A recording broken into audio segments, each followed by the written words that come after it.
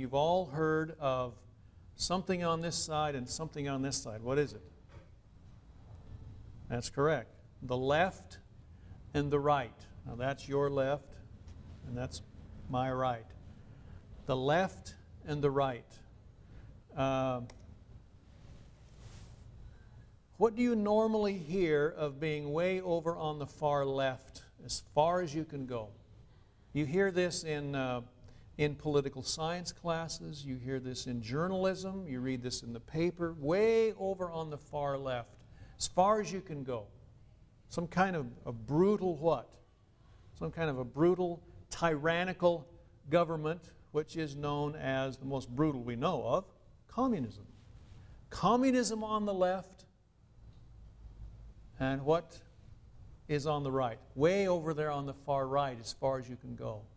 Sometimes you'll hear it said, that guy is so far right, he's a what? Well, no, not exactly. Keep going. So far right. That guy's so far right, that's right, he's a fascist. Ever heard of that? Communism on the left, fascism on the right. And the laws. So I ask you, if that is our political spectrum of today, why is fascism identified on the right? When it really is a dictatorship, isn't it? Fascism, you remember Mussolini in World War II. He would say, I'm not going to take your property like Hitler did up in Germany. You can keep your property, we'll just tell you what to do with it. See, fascism is identified with property ownership, which is usually thought of to be on the right. So you get communism on the right, on the left, and fascism on the right. Where are you then in this spectrum? If that's the spectrum that we have today. Are you in the middle? What's in the middle? You've heard of this word, moderate. Are you a moderate? Don't call me a moderate. What's a moderate? Moderate seems to be the kind of a person that gets up in the morning and, let's see, which way the political winds are blowing today. That's the side I'm on. They might even send out a little survey and say, let's see how the people feel about this, and however they feel about this, that's your side. It's a moderate. Given the feeling that, you know, you're not really extreme on anything, you're just kind of going with the flow here. Is that what you are? Not what I am. And where are you? I knew a fellow one time running for a public office. He said, he would always go around saying, I'm a little right of center. What's that supposed to mean? He didn't want to be identified as a moderate, which is just kind of standing in the middle of the road, not trying to be hit on either side, a little wishy-washy. Don't want to be that. I want to be a little bit to the right. Okay. I asked him one time, I said, you're a little closer to fascism than communism. And so we had a little discussion about political spectrums. I don't know about you, but this kind of a spectrum is really confusing. You don't know where you are. And sometimes people label people on this kind of a spectrum, conservative and liberal. You've heard those terms. And if you're a conservative, supposedly you're where? You're on the right. And if you're really conservative, you're where? You're way out on the right. You're way out on some tangent. You may be ultra-conservative. Then you have the liberals and the ultra-liberals. Well, personally, I think this spectrum was made to be confusing, and it actually goes back to the way Parliament was seated in some countries in Europe. But the founders had a much better way to measure government.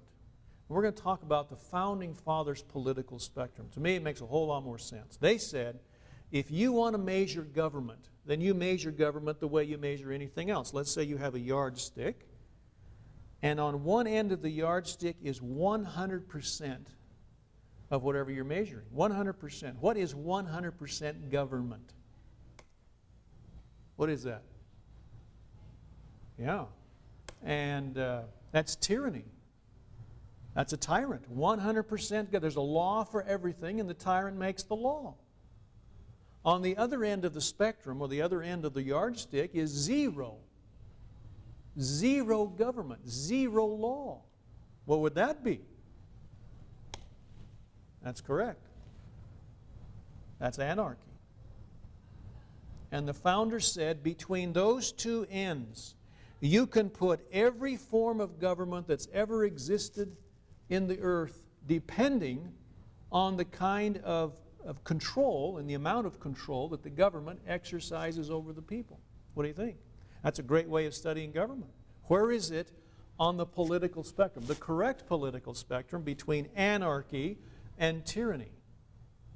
You can put everything between 0 and 100%. Isn't that interesting? Now, 100% law, sometimes that's called Roman civil law. There's a law for everything. We've given it a little more descriptive term. We call it ruler's law. Who makes the rule? Who makes the law under ruler's law? That's right, the ruler. And the founders said, what we really want is a position. Well, let me back up and say, at 0 over here, 0% is no law. So between ruler's law and no law, where are we going to be? See, this was the challenge of the founders. They said, where we want is just enough law to protect the people and not too much to oppress the people. A position on the political spectrum that would be balanced between too little and too much. That would be a position in government where the people themselves would consent to that position. Hence, we call it people's law. Another term for it is English common law. It's the law which is common to all the people. And they accept to be guided, to be ruled by that law. That's people's law. And where is it? Is it over on some tangent? Is it close to anarchy? Is it close to tyranny? No. It's just enough, but not too much. Kind of an interesting position on the political spectrum. And that's really what the Founding Fathers were doing. And they had some countries at that time that were going through the gyrations that Washington said, you always study when you study history. You find nations going like this. You remember the French Revolution. The French government was maybe not 100% tyranny, but it was over there, and the people got so fed up with it, what'd they do? They revolted, called the French Revolution.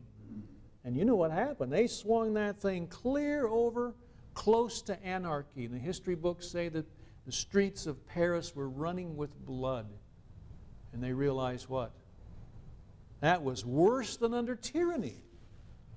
So there was a little man standing over on the sideline. He said, you sign this contract and make me emperor, and I'll help you put things back together again. So they did, and he did, and swung that thing back over somewhere over here. Who was that?